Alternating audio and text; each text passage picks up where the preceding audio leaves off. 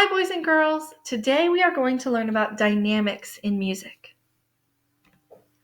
Dynamics tell us how loudly or softly to play our instruments or to sing.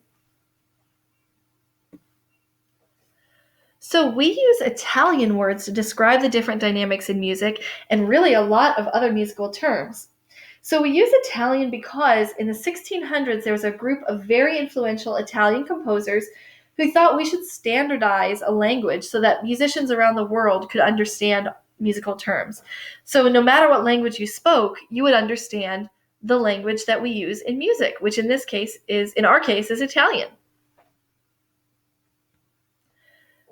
So these dynamic terms tell us to play the music loudly. Let's start with our Italian word over here. So our first Italian word is fortissimo. Fortissimo is abbreviated FF, and it means to play or sing very loud. Forte, F, is loud, and mezzo forte, MF, is medium loud. These dynamic terms tell us to play the music softly.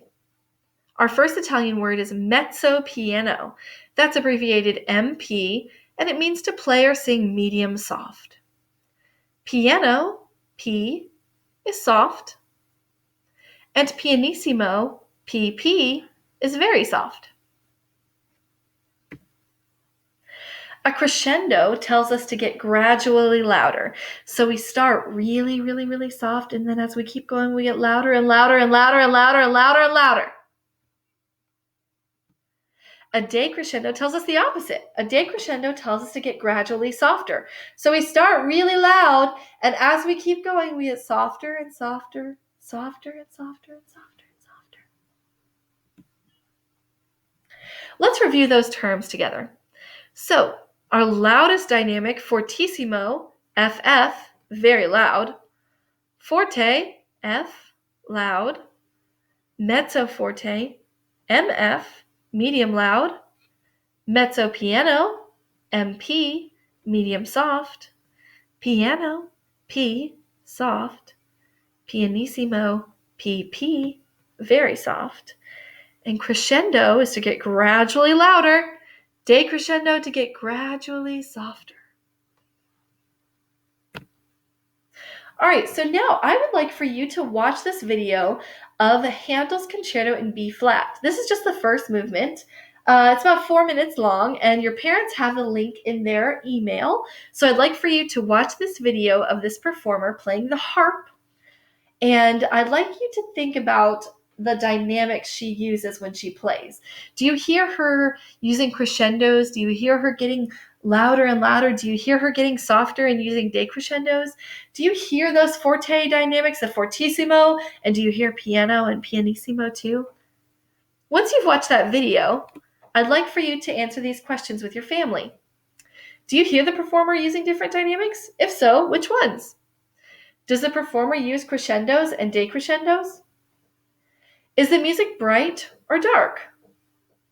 How about the tempo? Is the tempo fast or slow? Is the music smooth or separate? And how does this music make you feel? What were you thinking about when you listened to it? How did it make you feel? Once you've done that, I'd like for you to watch this video about Handel's life. So Handel was a composer. He was born in Germany, and then he moved to England later in his life. And he was a very, very prolific composer. He composed a lot of very famous music that you've probably heard before.